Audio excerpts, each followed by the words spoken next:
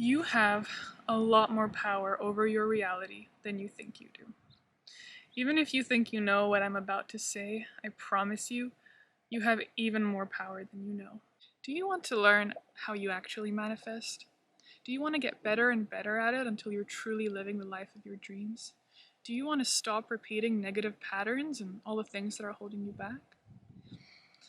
My name is Leila, and I want to show you what I've learned about how to live a truly amazing life consistently, and honestly, it just seems to be getting exponentially better. I was asked many times to share about how I manifest, and this will be an introduction to that, but it's about so much more than just manifestation. There's a lot to share, and I'm just going to cover some of the basics in this video, so it might be a little long, so bear with me. Reality is a projection of the mind. Your life and everything in it is created by your belief systems and your dominant thoughts. What I'm about to share is superior to the law of attraction, and it's called the law of assumption. The law of attraction has made a lot of people confused and doubt manifestation. If you're familiar with it, let me guess. You tried really hard to stay in a high vibration because you heard that's what you need to manifest, only to end up feeling burnt out a couple days or weeks later because you were suppressing your true emotions and you felt like you were lying to yourself. Or maybe you wrote down some affirmations somewhere, forgot about them, and they never manifested, and now you're discouraged.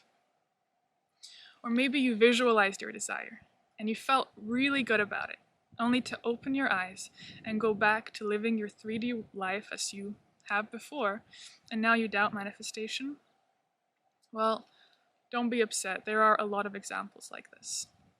The reason why the law of assumption is superior is because it breaks down the process by which we create our reality in quite scientific terms, making it a lot easier to understand and accept. It doesn't talk about vague things like vibrations, which are really hard to measure and put into practice consistently. It doesn't tell you to do questionable rituals, like write your affirmations on a paper and then burn them on a new moon or something. It also doesn't involve waiting to attract anything or asking the universe for something, whereby you give up your power to some external source hoping that it will bless you and give you what you want. No, instead, it's simple. It tells us that we are the operant power of our reality. It tells us that our dominant thoughts create. But most importantly, it tells us that our subconscious mind has these scripts that we've been playing out unconsciously, constantly, and it shows us how to take control of those scripts and improve them into ones that are more favorable and instantly start improving our lives. Truthfully, the work that I've done using these principles, and especially in the past few months, I've gotten really dedicated to them and gone really deep into them, has improved my life in almost every single way. I've taken a really long, hard look at all of the things that I was avoiding about myself, at all of the negative patterns I kept repeating, all of the ways I self-sabotage, all of my self-imposed limitations, and I questioned them. I went down to the core, and I healed what caused them. And I healed them much faster than I knew was possible. I've gotten rid of a lot of fears. I've grown to truly love and honor and respect myself like never before. I've improved my romantic relationship to where it's now like I'm living a dream every day. I quit a career path that was not satisfying me deep down and started my own business, something I always wanted to do. But most importantly, I have so much inner peace and resolve and joy and clarity, and I want to share this with the world. The law of assumption says that our assumptions are what manifests. So let's say you want to manifest a relationship, but your underlying assumptions about love and relationships in general are quite negative. Your manifestation will match that. Let's say you want to manifest more money, but you have underlying beliefs that you don't deserve being rich, or money is evil, or something like that, then you're going to struggle to get what you want. An assumption, when persisted in, hardens into fact. So An assumption is basically the meaning that we give to things, what we subconsciously define them as, and what we believe about the thing and ourselves in relation to the thing. Let's think of a pyramid. At the base of it is our subconscious mind. Its power is immeasurable. Think of it as a computer hard drive which has millions of files on which anything that you've ever heard, seen, experienced, thought, or felt is recorded. It also has your core belief systems, and these are mostly formed in the developmental ages from 0 to 3 or 0 to 6 to 8, but they can also be imprinted during highly emotional traumatic events at any point in our life. From our subconscious, so from the base of this pyramid, arise our conscious thoughts. We call them conscious because we're aware of them, and we can purposefully think, but most of the time, our thoughts happen to us automatically. We don't choose them. So they arise from the subconscious, they're birthed out of these belief systems. And finally, on the top, we have our emotions. Emotions are products of thoughts. Our thoughts cause our emotions. Yes, you can get into certain moods, which then perpetuate the same kinds of thoughts, and you get into feedback loops. But originally, that mood or emotion was caused by certain thoughts or beliefs that you have.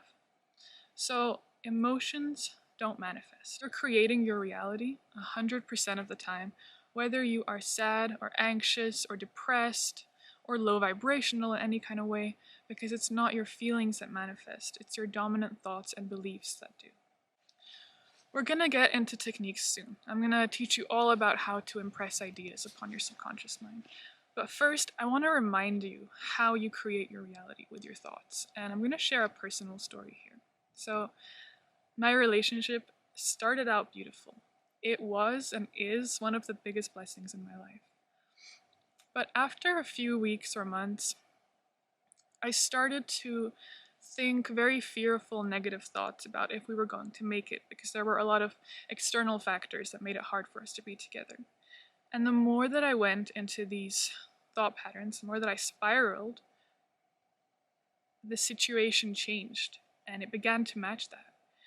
I would imagine the worst case scenarios, and pretty soon that played out, and our relationship fell apart. Does this sound familiar to you?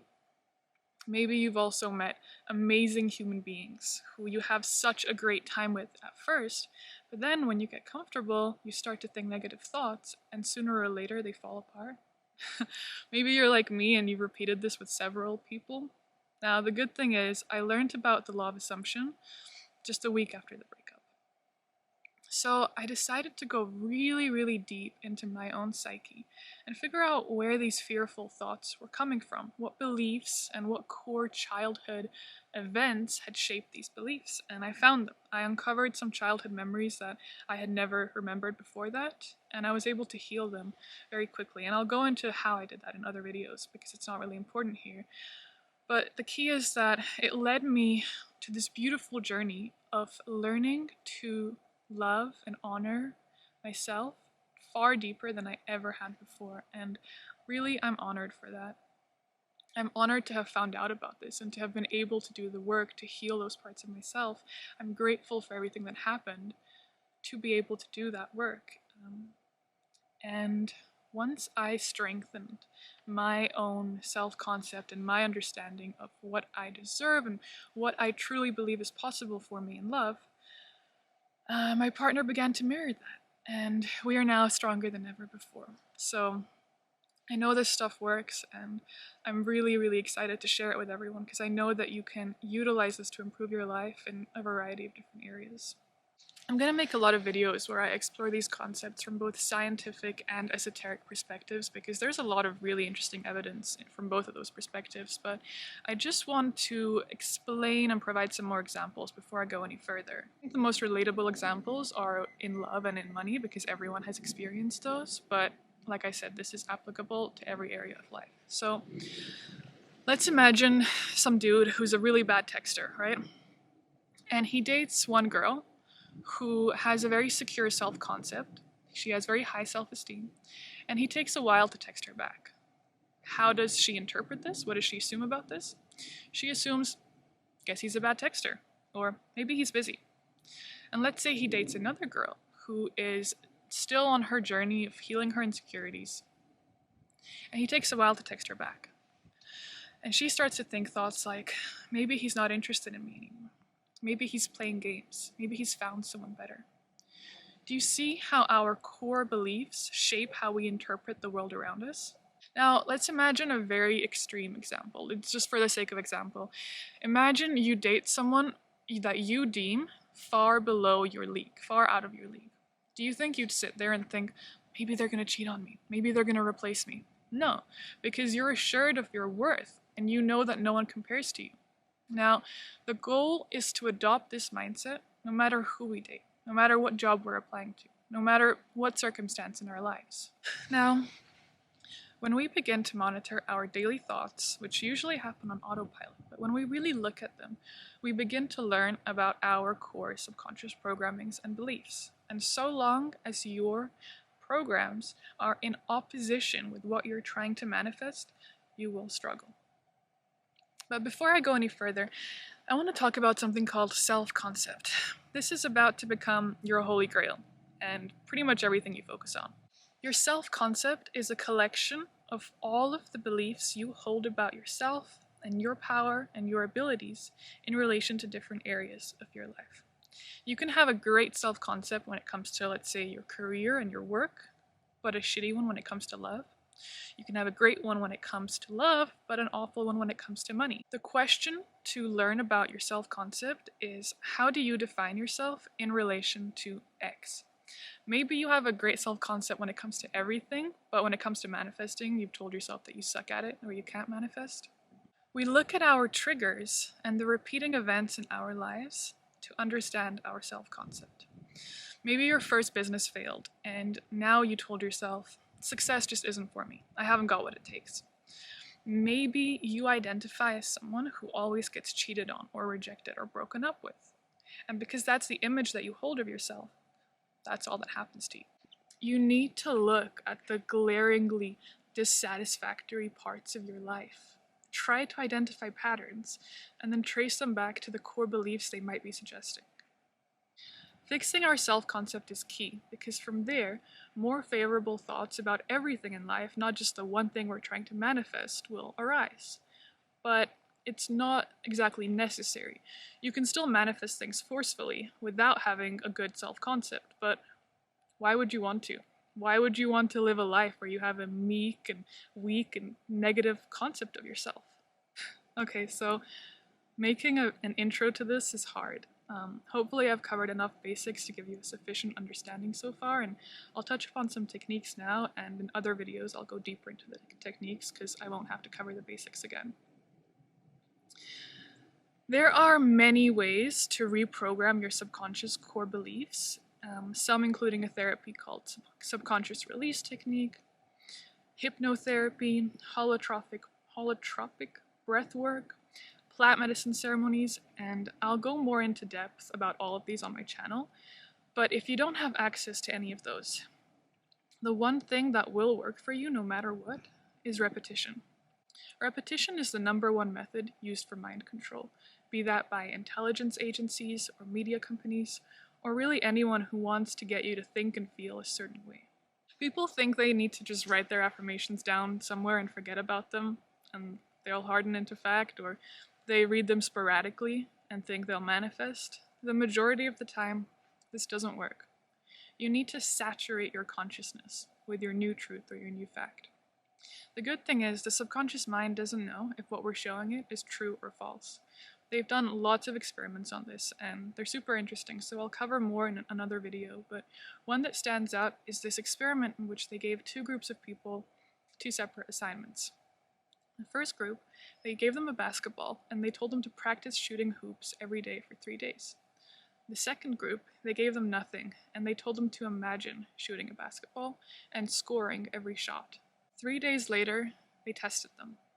The second group, which had only imagined shooting, scored far better than the first group, which had actually practiced shooting. You need to sort of hijack your consciousness and brainwash it with the new one. You need to kind of drown that old belief and hold it underwater until it stops trying to come back up. Imagine you have to do something scary, and before you do that, you sit in a room, and for 10 hours you affirm, I am fearless, I am fearless, I am fearless. Do you really think you'd be scared to do that thing?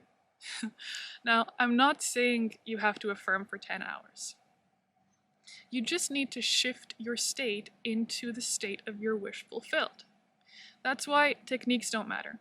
I'll teach you a ton of techniques and you can try them and see what works for you, and different things will work for different people, but the point of it is to get you into that desired state. Some people like to do visualization. Visualization is best done in a state called SATS, state akin to sleep. It's really just a sleepy, drowsy state. There's something called the critical faculty. It's a sort of sorting process between your conscious and subconscious mind that we develop between the ages of 6 and 8. And that's why children under those ages are much more impressionable.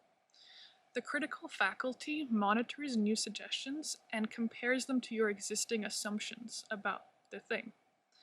If the new suggestion clashes with your existing assumption, your subconscious will reject it. And if it matches with the existing assumption, it will take it in, and this kind of compounds your understanding of it and gives it even more power. Now, when we are in a drowsy state, which happens multiple times a day, especially as you're falling asleep and when you're waking up, we enter into the hypnagogic state when the critical faculty is lowered, and we're far more suggestive. That means we can circumvent this process and go directly into our inner mind and give it new concepts. So visualizing during SATS, meaning as you're falling asleep or when you're waking up, is extremely powerful. Whatever you feed into your subconscious and persist in will harden into fact. It doesn't have to take long. You'll begin to see movement very quickly, but this is only if you persist in it, not if you waver. Let's say you affirm that you are a money magnet, and you go into SATS and you visualize a certain sum in your bank account, but then the next day you go back to complaining about prices and saying that you don't have enough money. You're diluting the effort that you just took. As long as you can stay in that desired state, that desired version of you, what you want will happen much faster. Sadly, these days, a lot of people say, I'll believe it when I see it. But the truth is, you have to believe it to see it first. If it was see it to believe it, we would have zero new inventions in science, in art, in anything. We would make zero progress as a society. You have to believe it to see it. You do have to be a little delusional, but the good thing is that you're being delusional all the time anyway. We're delusional because we take things as we see them, but really we're interpreting them through our limited perception and limited understanding through our limited 5 senses. So why don't you take a hold of that delusion and direct it in a way that's more favorable to you and your goals? If you want to live a truly amazing life, if you want to reach all of your goals and more, you have to delusionally believe in yourself. But the good thing is that you can reach all of your goals and more, and you're supposed to. We are all supposed to. So let's try to be delusional in the best way possible. Delusionally believe in ourselves, and that's what I'm dedicating this channel to talking about. Alright, this is enough for the intro. It's been long enough as it is. Thank you for bearing with me. The next videos will be shorter because we've covered the basics. Please like, comment, share, and subscribe so that I know this. Sorry, now I'm a YouTuber apparently. So that I know this video is reaching someone, and I'll see you next time. I did it! Okay, so it's been so hard to film this video because for years I had been telling myself, I'm not good at public speaking. I'm bad in front of a camera. This and that. It's all bullshit. But I believed it, so that's who I was. Did a little reprogramming, and here we are. But it was a little hard to get into flow. That's just because I wanted to make sure I structured all of this information in a way that would reach people and not discourage people from the start. And let's say the elements have been testing me a little. I'm shivering if you can't notice, but that's fine. I really just wanted to to show you one of my favorite places in the world, where I feel the most comfortable and the most powerful. And I mean, what can be more beautiful? I mean, you don't see the sunset, but it's pink and purple and blue, and there's the moon.